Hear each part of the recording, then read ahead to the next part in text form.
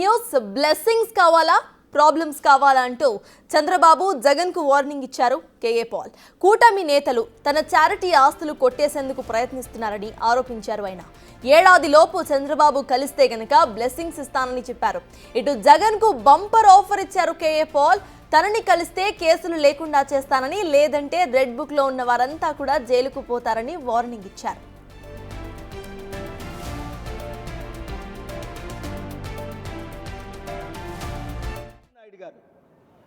మీరు కలిస్తే 1 ఇయర్లో బ్లెస్సింగ్, లేదా 1 ఇయర్లో ఏమవుతుంది? మీరు ముఖ్యమంత్రిగా ఉంటుండగే ఈరోజు నా మాటలు గుర్తు చేసుకోండి. నా ప్రాపర్టీ దగ్గరికి వచ్చిన వారు, నా చారిటీ దగ్గరికి వచ్చిన వారు, క్రిస్టియన్ ముస్లిం హిందూ మధ్య గొడవలు పెట్టిన వారు, మీకు ఏమవుతుంది? రాజశేఖర్ రెడ్డి గారికి ఏమైందో 7 బోర్డు మెంబర్లు కుక్క చావు చచ్చారు, గుండె ఫెయిల్ అయ్యి, కిడ్నీ ఫెయిల్ అయ్యి. అదే టైంలో రాజశేఖర రెడ్డి గారు చనిపోవడమే మీకు తెలుసు. ఆ 7 చనిపోవడం మీకు తెలియదు. అందరికీ నేను చెప్పలేదు. ఒక్క బోర్డు మెంబర్ మిగలలేదు. ఇప్పుడు కొత్త బోర్డు మెంబర్లు పెట్టి డ్రామాలు ఆడాలని చూస్తున్నారా? ఇది కేఏ పాల్, ఫౌండర్ ప్రెసిడెంట్. దేవుడితో ఫైట్ చేయకండి. నేను దేవుడి దాసుడిని, దేవుని దూతని, దేవుడు పంపగా వచ్చాను. చంద్రబాబు గారు ఒకసారి కలవండి నన్ను. ఆ జగన్ కలవలేదు. ఇప్పుడైనా సరే జగన్మోహన్ రెడ్డి నన్ను కలిస్తే, ఒక్కసారి ఓపెన్గా కలిస్తే 7 రోజుల్లో రెడ్ బుక్ని క్లోజ్ చేస్తా, నా ప్రేయర్ బుక్ని ఓపెన్ చేస్తా. మరలా ఒక్క వైసీపీ నాయకుడిని అరెస్ట్ చేయకుండా స్పిరిచువల్గా, లీగల్గా, పొలిటికల్గా, స్ట్రాటజిక్గా ప్లాన్ చేసి 7 రోజుల్లో జగన్మోహన్ రెడ్డి గారు నన్ను కలిసిన 7 రోజుల్లో రుజువు చేస్తా. ఒక్క పోలీసు, ఒక్క వైసీపీని అరెస్ట్ చేయలేరు. లేదా ఆ రెడ్ బుక్లో ఉన్న వాళ్ళందరూ పోతారు. నేను మీతో ఉండగా అన్నాను లోకేష్ని. మీరు నాతో లేరు కదా జగన్మోహన్ రెడ్డి గారు, నన్ను మీరు కలవరు కదా, నాతో మీరు మాట్లాడరు కదా. నేను ప్రేమిస్తుంటే ఎప్పుడు దాకా మిమ్మల్ని మింగేసిన దాకా. అప్పుడు గుర్తించుకోండి. మళ్ళీ మీరు జైలుకి వెళ్ళినప్పుడు, మిమ్మల్ని మింగేసినప్పుడు అప్పుడు గుర్తించుకోండి. డాక్టర్ కేఏ పాల్ మీ తండ్రి గారు, మీ తాతగారు ఎందుకు కలిసేవారు? పొరపాటు చేశారు, క్షమించేశాం, పాత మర్చిపోదాం.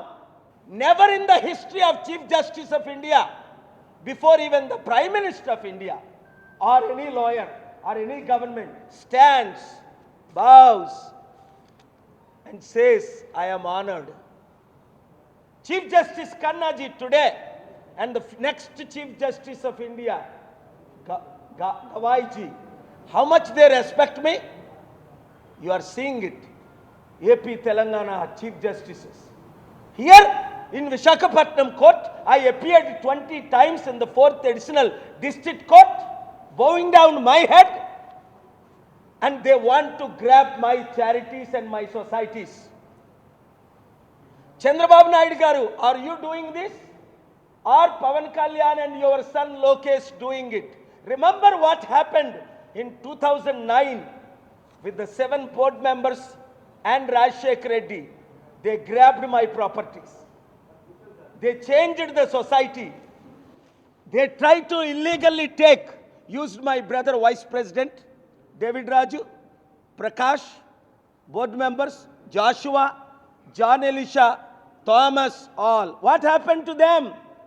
All 7 of them are dead by the power of God Almighty. Bible says, who touches me will be touched. Touch not the anointed. If you want to work with me, Chandrababu garu, as a chief minister, I will work with you.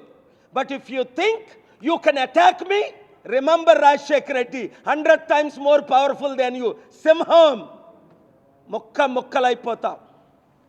I told him, you will become pieces, you won't find pieces. All 7 were dead. I don't fear President of America Trump, or the Prime Minister of India Modi, or the Chief Minister of any state in this country, in the world. I am Dr. K.A. Paul, the brand that the world fears. Chandrababu Naidu garu, మీరు కలిస్తే 1 ఇయర్లో blessing, లేదా 1 ఇయర్లో ఏమవుతుంది? మీరు ముఖ్యమంత్రిగా ఉంటుండగే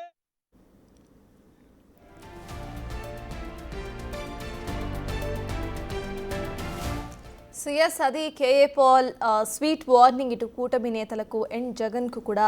so దీనికి సంబంధించిన అప్డేట్స్ మా ప్రతినిధి రాజు అందిస్తారు. రాజు చెప్పండి, స్పిరిచువల్లీ పొలిటికల్లీ ఇలా కొన్ని మాట్లాడుతూ కూడా నేను అండగా ఉంటాను, జగన్ వచ్చి నాతో మాట్లాడు, రెడ్ బుక్కే లేకుండా చేస్తా, లేకపోతే రెడ్ బుక్లో ఉన్న వాళ్ళంతా జైలుకు వెళ్తారు అంటూ కమెంట్ చేయడం, లేకపోతే కూటమి నేతలు ఈయన ఆస్తుల్ని కబ్జా చేయడానికి ట్రై చేస్తున్నారంటూ కమెంట్ చేయడం, అసలు ఎలా చూడాలంటారు?